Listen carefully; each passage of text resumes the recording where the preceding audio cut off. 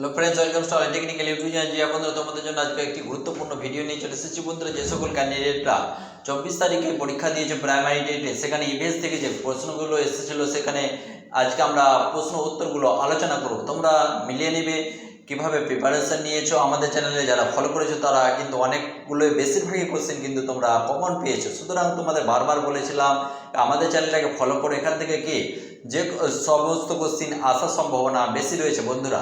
সুতরাং যারা করনি তারা অনেকটাই মিস করে গেছো। সুতরাং আর মিস যাতে না হয়, সামনে যে কম্পিটিটিভ পরীক্ষাগুলো আসতে চলেছে এর জন্য কিন্তু আমাদের ক্লাস চলছে এবং আগে অনেকগুলো ভিডিও রয়েছে, সেই ক্লাসগুলো অবশ্যই ফলো করবে বন্ধুরা। তো চলো দেখে নিই আজকে প্রশ্ন উত্তরগুলো কারা কারা কত অ্যান্সার করেছো, ঠিক কত অ্যান্সার করেছো, ভুল কত করেছো সেটা কিন্তু কমেন্ট বক্সে অবশ্যই জানাবে এবং ভালো করে মিলিয়ে নেবে অ্যান্সারগুলো, যাতে করে পরীক্ষা রেজাল্ট বের হবে সেই সময় মন খারাপ করে কোনো লাভ নেই। তুমি যে অ্যান্সারগুলো করে এসেছো নিশ্চয়ই তোমার মনে আছে, সুতরাং মিলিয়ে নেবে সেই অ্যান্সারগুলো। আমাদের চ্যানেল নতুন হতে চ্যানেলটি অবশ্যই সাবস্ক্রাইব করে পাশে থাকা বেল আইকনটি প্রেস করবে। ফেসবুক পেজ থেকে দেখতে থাকলে পেজটি অবশ্যই ফলো করতে ভুলবে না। চলো দেখে নিই ফার্স্ট কোশ্চেনটা কী ছিল। বেঙ্গলি ভার্সনে এটা ফার্স্ট কোশ্চেনে কী ছিল বন্ধুরা? নিম্নলিখিত টক্সিনগুলির মধ্যে কোনটি মানুষের শরীরে রেড টাইডস এর মধ্যস্থতায় প্যারালাইটিক সেলফিশ বিষক্রিয়া পিএসপি সৃষ্টি করে? যে বন্ধুরা সেখানে অপশনগুলো কি ছিল? সেখানে অপশন ছিল, ফার্স্ট ছিল এ স্যাক্সিটক্সিন, তারপরে ছিল আলফা টক্সিন, তারপরে কি ছিল বুঙ্গারি টক্সিন, তারপরে কি ছিল বোটুলাইলাম টক্সিন। যে বন্ধুরা তোমরা এই কোশ্চেনের অ্যান্সারটা কি করেছো? এই কোশ্চেনের অ্যান্সারটা হয়ে যাবে স্যাক্সিটক্সিন। এই কোশ্চেনের অ্যান্সারটা হয়ে যাবে স্যাক্সিটক্সিন বন্ধুরা। এটাও ভেরি ভেরি ইম্পর্টেন্ট কোশ্চেন ছিল। তার পরবর্তী কোশ্চেনটা কি ছিল? সেখানে কোশ্চেনটা ছিল নিম্নলিখিত কোনটি ভারতের প্রথম বায়োস্ফিয়ার রিজার্ভ? যা বন্ধুরা রিজার্ভ নিয়ে আমাদের এমন এক কোশ্চিন নেই যে কোশ্চিনটা আসার সম্ভাবনা ছিল না, এগুলো বারবার করানো হয়েছিল বন্ধুরা আমাদের ক্লাসে। তাহলে কোশ্চেনের অপশনটা কি ছিল? সুন্দরবনের biosphere reserve, great Nicobar biosphere reserve, Nilgiri biosphere reserve, Panna biosphere reserve. তাহলে এই কোশ্চেনের অ্যান্সারটা কি হয়ে যাবে বন্ধুরা? এই কোশ্চেনের অ্যান্সারটা যাবে নীলগিরি বায়োস্ফিয়ার রিজার্ভ। এগুলো কি আমাদের চ্যানেলে কিন্তু করা রয়েছে ক্লাস বন্ধুরা। তোমরা আমি যদি ভুল বলে থাকি বা যদি আমি তোমাদের ঢপ দিয়ে থাকি তাহলে কিন্তু তোমরা অবশ্যই ক্লাসগুলো মিলিয়ে নেবে, এগুলো কোশ্চেন ছিল না ছিল না। আর কোশ্চেনগুলো মিলিয়ে নেবে, কতটা কারেক্ট করেছো কতটা ভুল করেছো অবশ্যই কমেন্ট বক্সে জানাতে ভুলবে না। তার পরবর্তী কোশ্চেনটা কি ছিল? কার্বন মনোক্সাইড হলো কি? যে বন্ধুরা এটাও কিন্তু আমাদের চ্যানেলে করা রয়েছে কোশ্চেনটা। তাহলে কি কি অপশনগুলো ছিল? একটি গ্রিন হাউস গ্যাস, একটি polycyclic aromatic hydrocarbon, air quality index AQI স্থির করার একটি উপাদান, একটি উদায়ী জৈব যৌগ VOC। নিম্নের কোন বিকল্পটি নির্বাচন করুন? তাহলে এই রকম কোশ্চেন আমাদের ছিল। তাহলে কি কি অপশনগুলো রয়েছে? এর মধ্যে 1, 2 and 3, বি এ কি রয়েছে 1, 3 and 4, সি এ কি রয়েছে শুধুমাত্র 3, ডি এ কি রয়েছে 2, 3 এবং 4। তাহলে এই কোশ্চেনের অ্যান্সারটা কি হয়ে যাবে বন্ধুরা? এই কোশ্চেনের অ্যান্সারটা হয়ে যাবে শুধুমাত্র 3, শুধুমাত্র 3 হবে কারেক্ট অ্যান্সার। কি রয়েছে 3-তে? এয়ার কোয়ালিটি ইন্ডেক্স স্থির করার একটি উপাদান হলো কি? Carbon monoxide. আমরা সংকেত দিয়েও সেখানে বুঝিয়েছিলাম। যদি কার্বন মনোক্সাইডে শুধু না লেখা থাকে, যদি সংকেত থাকে, সেখানে কিন্তু তোমরা ইজিলি পেয়ে গেছো এই অ্যান্সারটা। তার পরবর্তী কোশ্চেনটা কি ছিল?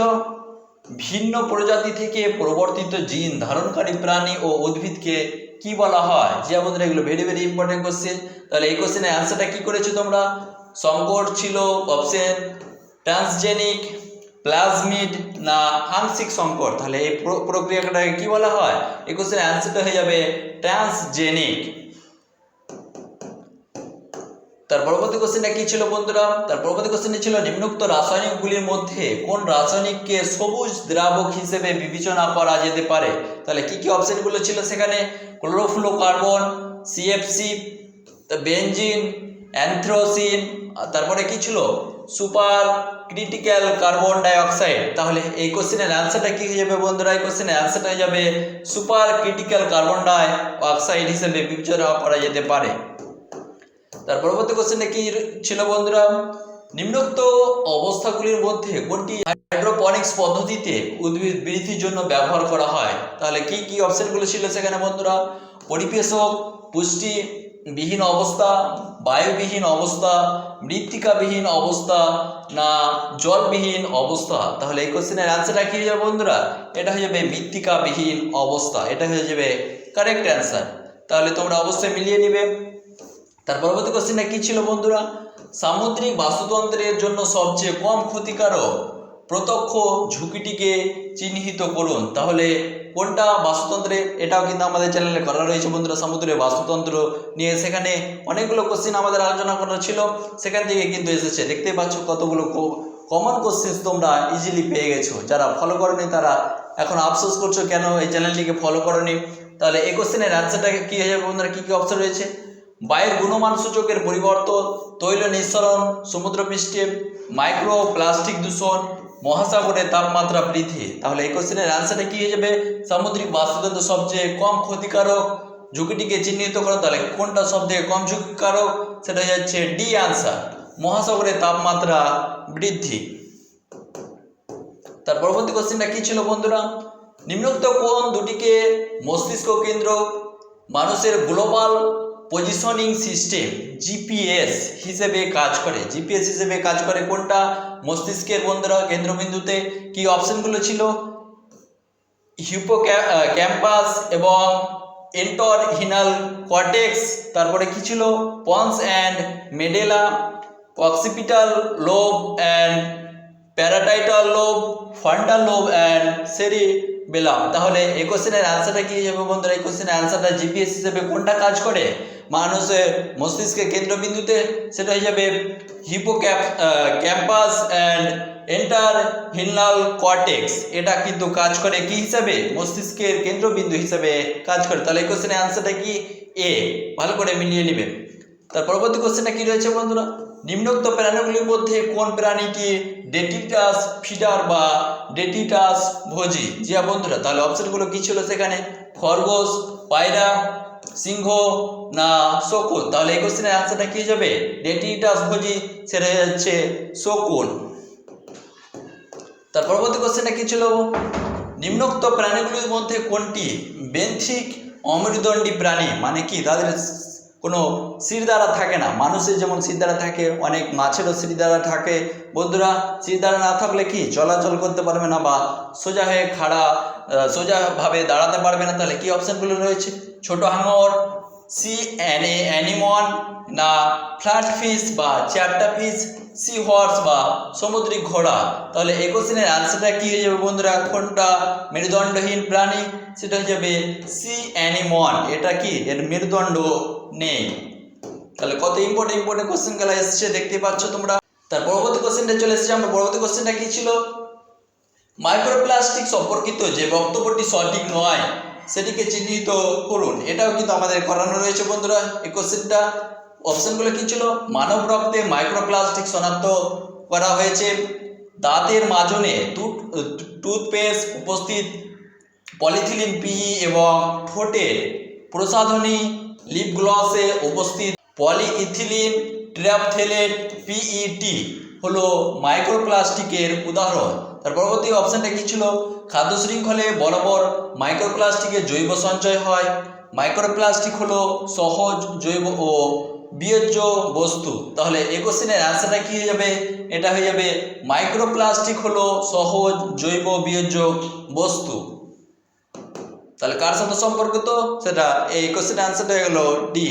তার পরবর্তী কোশ্চেনটা কি ছিল? শৈবাল ব্লুম, শৈবালের সংখ্যার অতিবৃদ্ধি এর সঙ্গে সম্পর্কিত নয় যে ঘটনাটি সেটি চিহ্নিত করুন। তাহলে কোন ঘটনাটি? তাহলে কি অপশনগুলো রয়েছে? মাছের মৃত্যু, শৈবালের অধিবিষ নিঃসরণ, মহাসমুদ্রের স্রোতের পরিবর্তন, অক্সিজেনের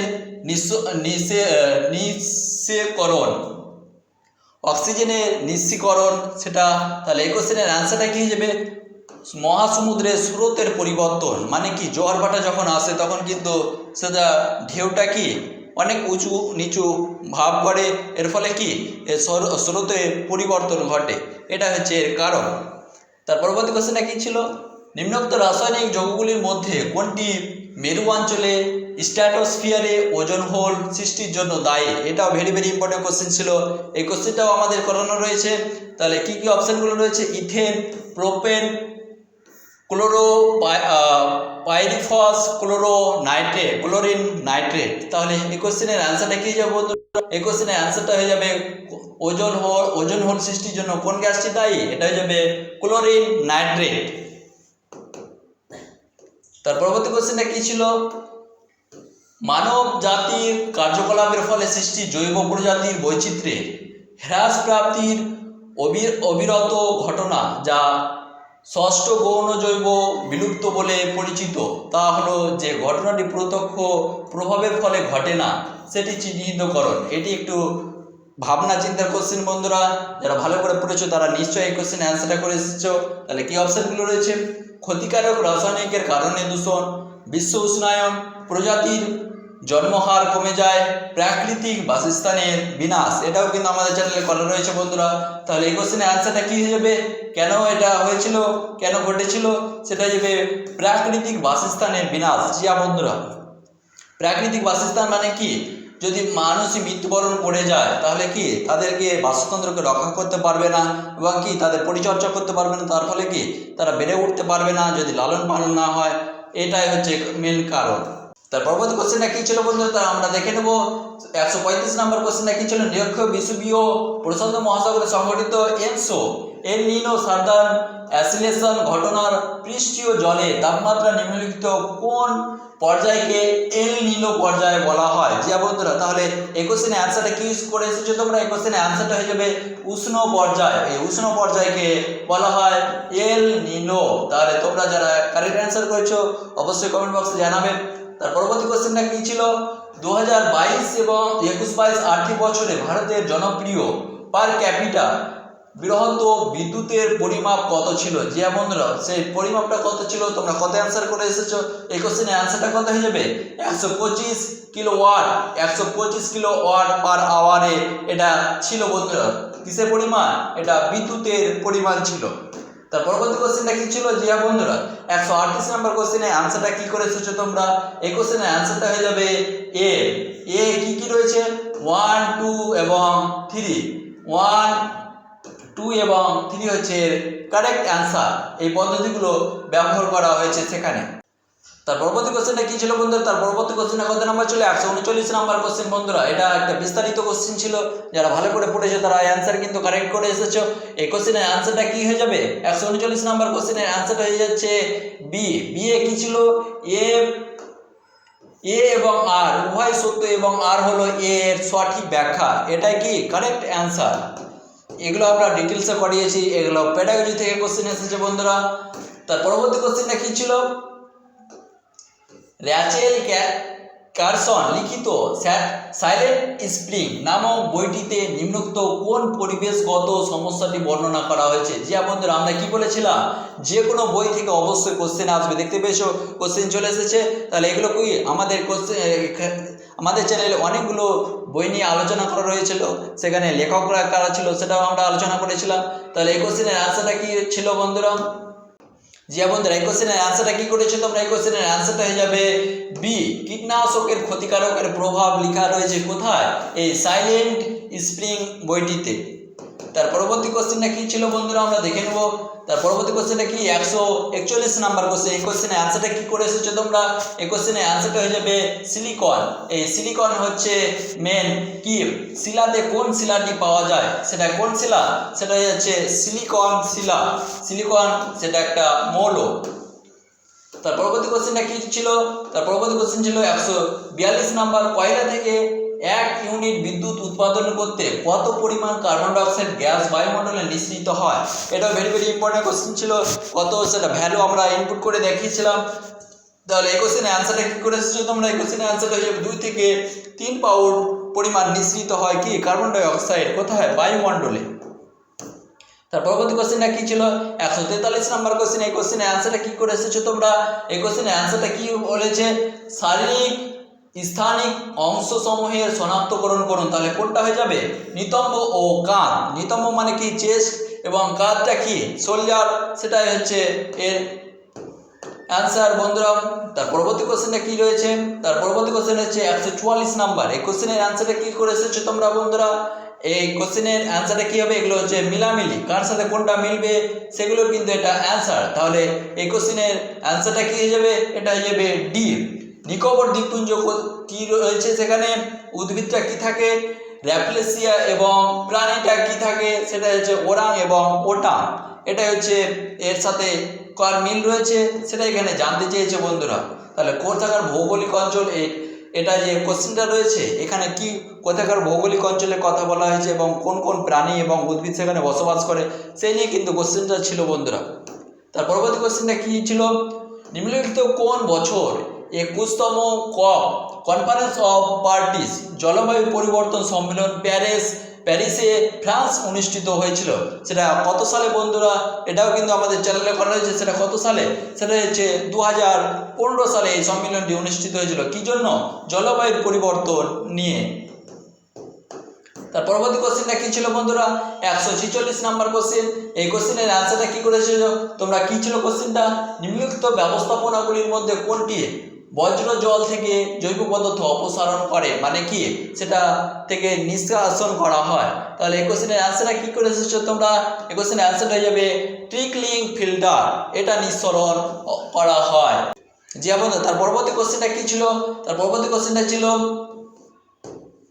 নিম্নলিখিত কোন যৌগিক পদার্থটি পরিমাপের মধ্যে আগ্নেয়গিরি উৎপাতের কারণে হয় বায়ু দূষণ শনাক্ত করা যায়, কোন গ্যাসটির ফলে এটা শনাক্ত করা যায় বন্ধুরা, সেখান থেকে কি গ্যাস নির্গত হয় কার ফলে, যে যৌগিক পদার্থটি পরিমাপের মাধ্যমে আগ্নেয়গিরি উৎপাত, মানে কি যে কোনো পাহাড়ে সেখানে আগ্নেয়গিরি থাকে সেখানে কি অগ্নিউৎপাত ঘটে, এর ফলে কি সেই অঞ্চলটা অনেকটা ধ্বংস সৃষ্টি হয় বন্ধুরা, সেখানে অনেক ক্ষয়ক্ষতি হয়। তাহলে সেখানে কোন গ্যাসটা থাকে, সেখানে কোন যৌগিক পদার্থ থাকে, সেখানে সালফার ডাই অক্সাইড থাকে SO4, সেখানে সালফার ডাই অক্সাইড থাকে বন্ধুরা।